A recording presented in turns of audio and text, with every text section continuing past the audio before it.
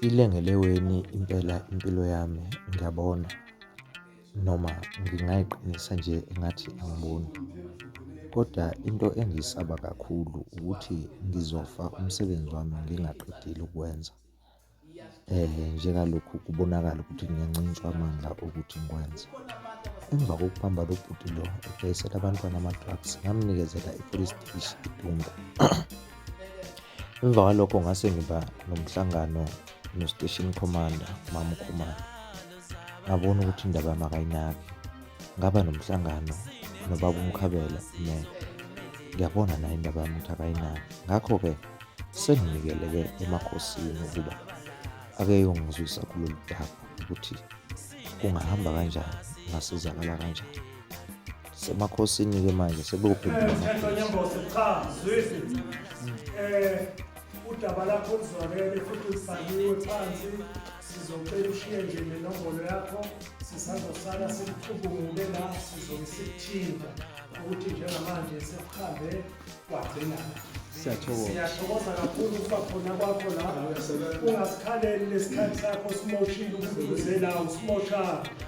Uyasebenza ngamanye amazwi kunokwasha osisize ngakho lapha esiteshini. Okufuneka masihlangene nesiteshi sizokuthinta konke lokho okhulume ngakho ukuthi kufikele ishu njengale. Emva kwalokho ngabe sebehambe bagcina, ngabe wena usuvikeleke wagcina noma laba bama-drugs khona okuyitiya abakushiya esiteshini kuyofuneka basichaze ukuthi lokho kwenzeke kanjani. Bese kuphinde kube nomphathi usodolobha uSibusiso Mkhabela okufuneka naye sisazomphenya ukuthi kulo daba usehambe wagcinaphi ngayo. Ngamanye amazwi siyathokoza kakhulu nje ukuba khonana kwakho la. Lonke lolu daba njengoba ukhuluma nje, inkosi izolazi njengoba izazi kubhalwe phansi konke. Sizocela ushiye inombolo yakho la ngaphansi. Siyathokoza. 062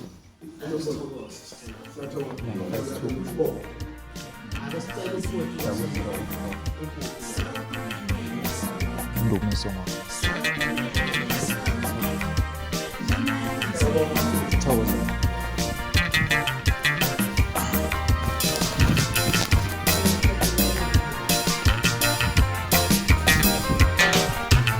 thina hlala njalo zabalaza, sinethemba sizophumelela. Thina hlala njalo zabalaza,